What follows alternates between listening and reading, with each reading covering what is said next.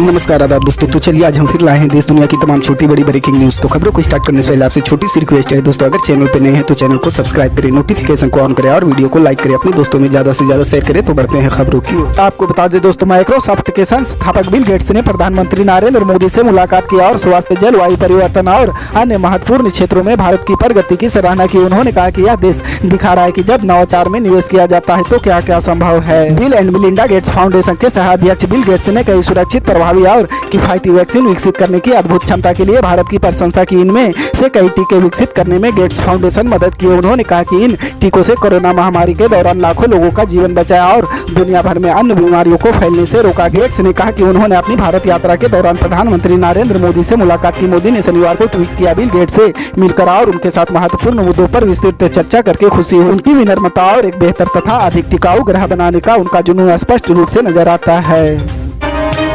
पूर्व केंद्रीय मंत्री और राज्यसभा सांसद कपिल सिब्बल ने भाजपा शासित केंद्र सरकार के कार्यकाल में देश में मौजूद अन्याय से लड़ने के लिए शनिवार को एक मंच की घोषणा की। सिब्बल ने इस काम में गैर भाजपाई मुख्यमंत्री और विपक्षी नेताओं समेत सभी से उनका सहयोग करने की अपील की। राज्यसभा सांसद सिब्बल ने नई दिल्ली में एक संवाददाता सम्मेलन में कहा कि वह न्याय के खिलाफ लड़ाई में लोगों की मदद करने के लिए इंसाफ मंच और इंसाफ का सिपाही नामक वेबसाइट शुरू कर रहे इस पहल में देश भर के वकील अग्रणी भूमिका निभाएंगे। इस पहल के संबंध में 11 मार्च को जंतर मंतर पर एक बैठक भी आयोजित होगी। इसमें भारत के लिए दृष्टिकोण को पेश किया जाएगा। इस कार्यक्रम में आम लोगों के साथ साथ विपक्षी दलों के नेताओं को भी शामिल होने के लिए निमंत्रण दिया है। उन्होंने अपनी पहल के लिए गैर भाजपाई मुख्यमंत्री और कांग्रेस समेत तमाम विपक्षी पार्टियों से समर्थन देने का अनुरोध किया है।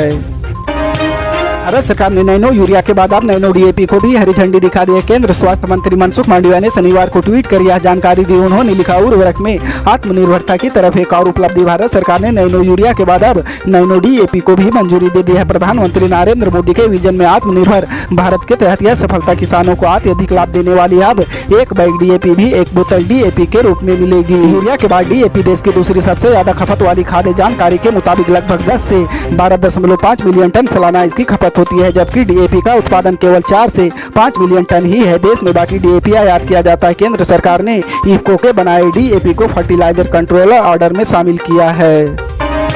केंद्र अर्धसैनिक बलों में पुरानी पेंशन लागू करने को लेकर दिल्ली हाईकोर्ट ने जो फैसला सुनाया था, केंद्र सरकार को होली तक उसका पालन करना है। वह अवधि 72 घंटे बाद खत्म हो रही, यानी होली पर यह मालूम हो जाएगा कि केंद्र सरकार इन बलों में पुरानी पेंशन लागू करने को लेकर क्या रुख अपनाती है। क्या केंद्र सरकार दिल्ली हाईकोर्ट के फैसले को सुप्रीम कोर्ट में चुनौती देगी या 10 लाख से अधिक संख्या वाले केंद्र अर्धसैनिक बलों को होली पर ओपीएस बहाली का तोहफा दिया जाएगा। Confederation of ex paramilitary forces martyrs welfare association के चेयरमैन एवं पूर्व एडीजी CRFA सिंह ने कह चुके हैं कि अगर केंद्र सरकार इस फैसले के खिलाफ सर्वोच्च न्यायालय में जाती है तो पैरा मिलिट्री परिवार पीएम आवास का घेराव करेंगे। दिल्ली हाईकोर्ट ने 11 जनवरी को दिए अपने एक ऐतिहासिक फैसले में CFF को भारत संघ के सशस्त्र बल माना है। इन बलों में लागू NPS को स्ट्राइक डाउन करने की बात कही गई। अदालत ने अपने फैसले में कहा था, चाहे कोई आज इन बलों में भर्ती हुआ हो, पहले कभी भर्ती हुआ हो या आने वाले समय में भर्ती होगा, सभी जवान और अधिकारी पुरानी पेंशन स्कीम के दायरे में आएंगे।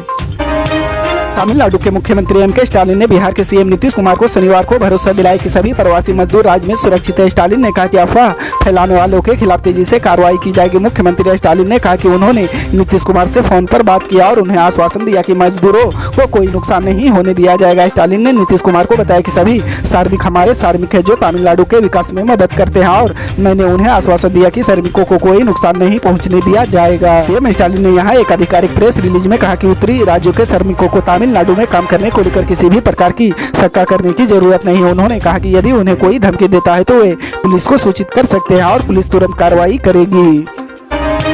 दिल्ली के मुख्यमंत्री अरविंद केजरीवाल ने शनिवार को कर्नाटक के लोगों से आपको 5 साल के लिए भ्रष्टाचार मुक्त सरकार देने का मौका देने की अपील की। केजरीवाल ने राज्य के लोगों के लिए मुफ्त बिजली, सरकारी स्कूल में गुणवत्तापूर्ण शिक्षा और अच्छी स्वास्थ्य सेवा देने का भी वादा किया। कर्नाटक में अपनी पहली चुनावी जनसभा को संबोधित करते हुए आप प्रमुख केजरीवाल ने कहा कि पार्टी में भ्रष्टाचार के लिए बिल्कुल भी बर्दाश्त नहीं करने की नीति है और पार्टी शासित पंजाब में एक मंत्री और एक विधायक को गिरफ्तार कर जेल भेज दिया गया। कर्नाटक में सत्तारूढ़ भारतीय जनता पार्टी पर निशाना साधते हुए केजरीवाल ने आरोप लगाया कि राज्य में 40% कमीशन की सरकार चल रही। इस संदर्भ में उन्होंने चिन्नागिरी से भाजपा विधायक मदन वीरूछप्पा के पुत्र प्रशांत कुमार एमवी ने 8.23 करोड़ रुपए के बिना हिसाब की नकदी बरामदगी का उल्लेख किया। उन्होंने कहा, हाल ही में केंद्रीय गृह मंत्री अमित शाह कर्नाटक आया और लोगों से आगामी विधानसभा चुनाव में पूर्ण बहुमत देने की अपील की ताकि राज्य में भ्रष्टाचार मुक्त सरकार स्थापित हो सके।